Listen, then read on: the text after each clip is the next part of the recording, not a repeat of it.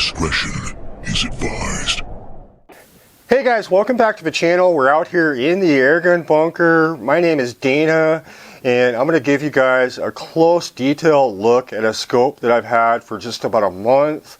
This is put out by GOYOJO. This is the GRL335 thermal. This retails for roughly about $1,300. I've gotten a lot of use out of it. I've really figured out what I like, what I don't like, and I'm going to pass that on to you guys in this review to hopefully let you guys make an informed decision of whether or not this product is right for you. This unit is pretty lightweight and it comes in at just over a pound, and I'd say the build quality is pretty good. It does have a 35mm adjustable objective lens, and it does have an adjustable diopter back here with 50mm of eye relief.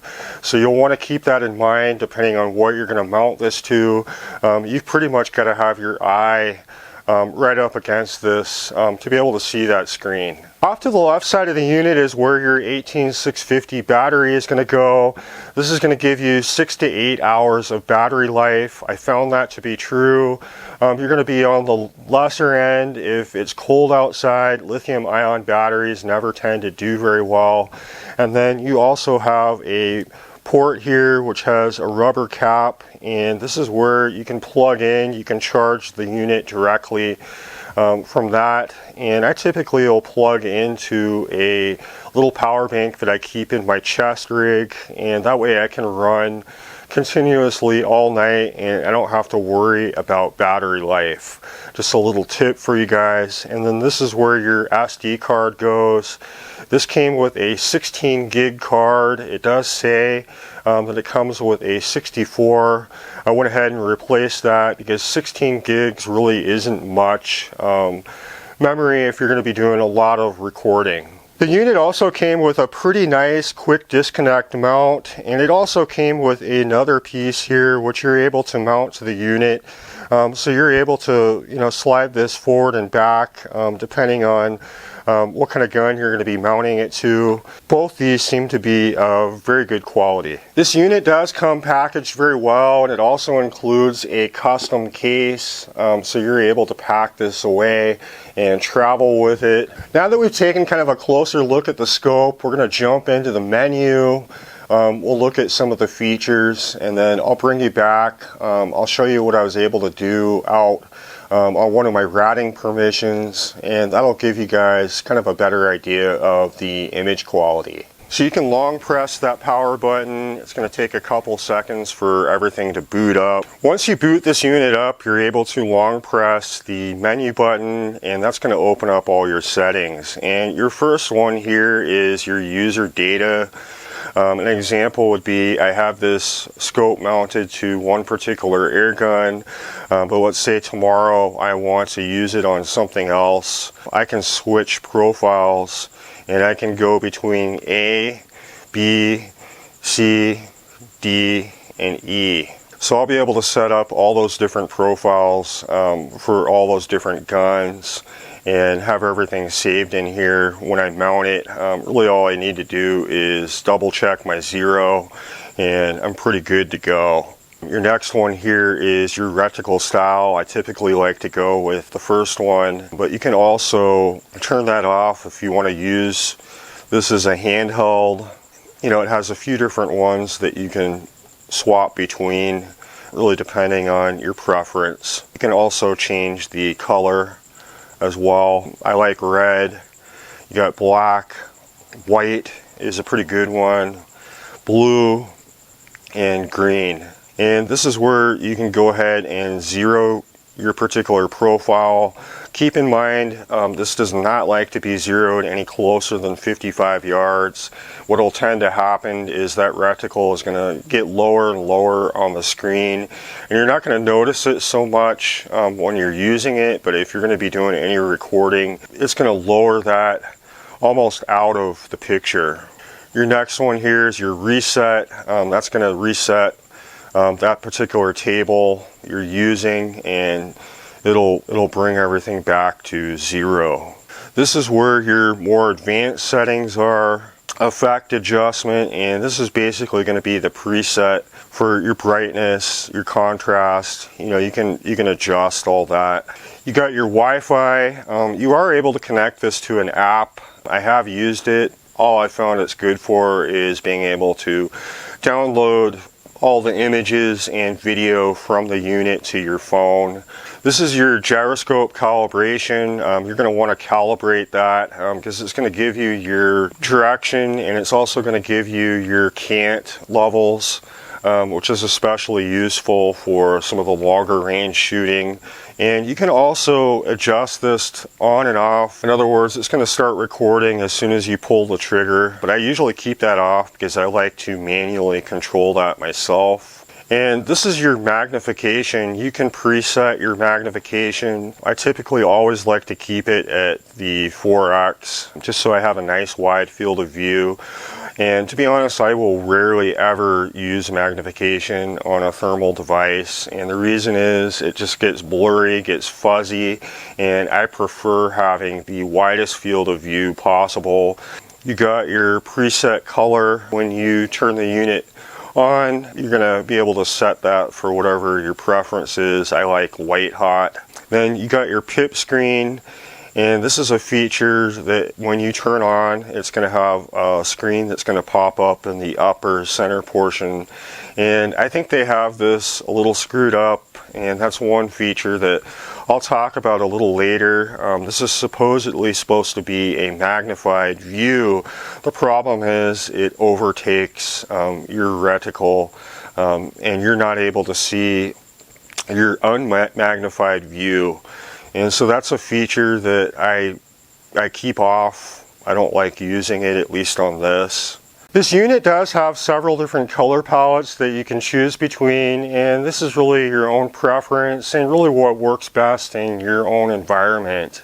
I find that white hot is what I typically use, and that seems to work pretty well. The animals tend to stand out pretty well. But you may want to experiment with some of the other color palettes depending on your environment. As you guys can see, there's quite a few settings that you're able to customize in this unit. It has pretty much all the basic stuff that you would expect, minus a rangefinder, minus ballistic capabilities. You know, this is a unit that you could use at fairly close range. It does have features like the hot track, which I absolutely cannot stand.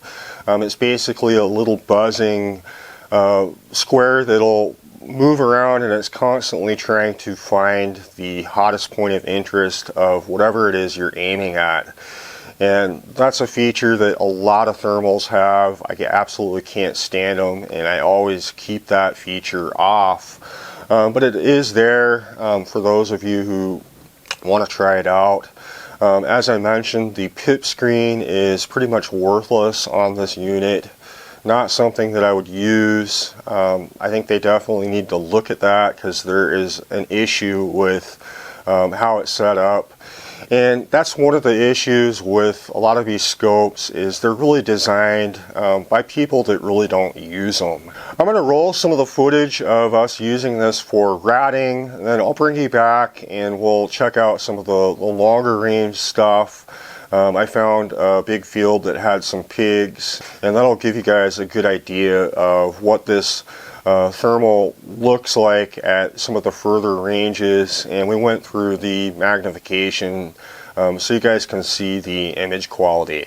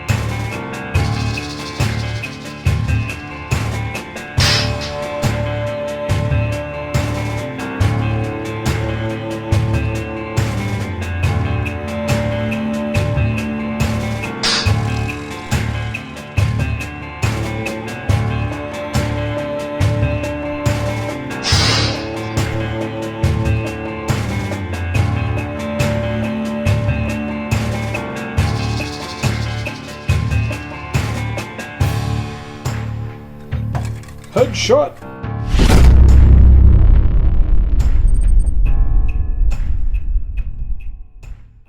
Some of the higher end scopes do have the rangefinder, they've got ballistic capabilities, and it can be a lot more involved to get these zeroed.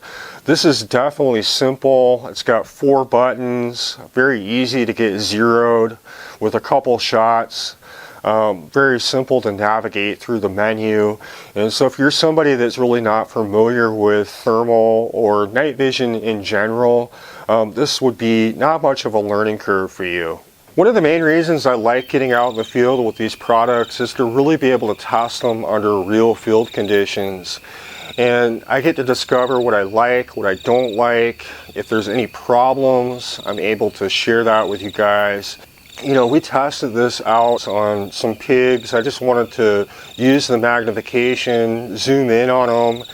And as you can see, the picture quality, you know, once you start giving the scope some mag, becomes pretty blurry. And in a lot of cases, you know, they just become like blobs. And you can't even tell, you know, if it's a pig, if it's a horse, what it is.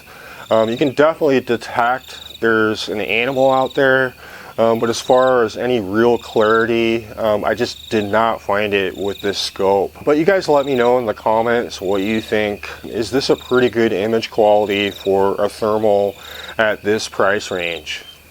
You guys can see from the longer range footage, this is definitely not a professional device. The images were pretty blurry. They looked somewhat like blobs.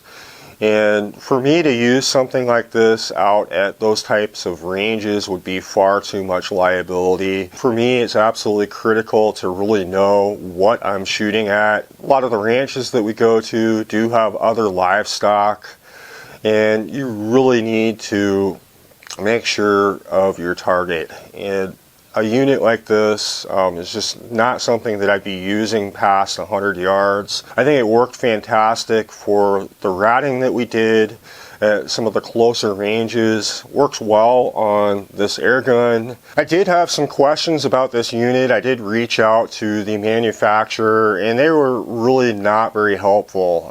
Really the best that they could do was to tell me to download the app. Once I downloaded the app, you know, there was no instructions and I found it very difficult, and it really wasn't something that I felt I needed to use. You are able to download the videos into your phone, but then again, you've got your SD card that you can easily pull out and plug into your computer, and so that's what I do with this. I really hope I was able to share in good detail my experience with using this out in the field. I really appreciate GOYOJO sending me this unit and allowing me to give you guys feedback on it. As I said, you know, there's a few things about this I do not like, and there's a few things that I definitely see potential, but as I mentioned, this is in no way a professional grade thermal. This is not something that I'd recommend for more than 100 yards. I think it's more suitable for backyard type use. I wish you were able to record sound. That did become an issue for me, obviously, as a videographer, trying to show you guys the best quality footage, and so I really kind of did the best that I could with this, and I hope you guys appreciate it. Let me know what you guys think. I will leave a link in the description if you guys are interested. I really appreciate it, and I look forward to seeing you on the next one. If you guys enjoy these videos, give us a thumbs up and subscribe if you like. We put out new videos every week. I appreciate it, and we'll see you on the next one.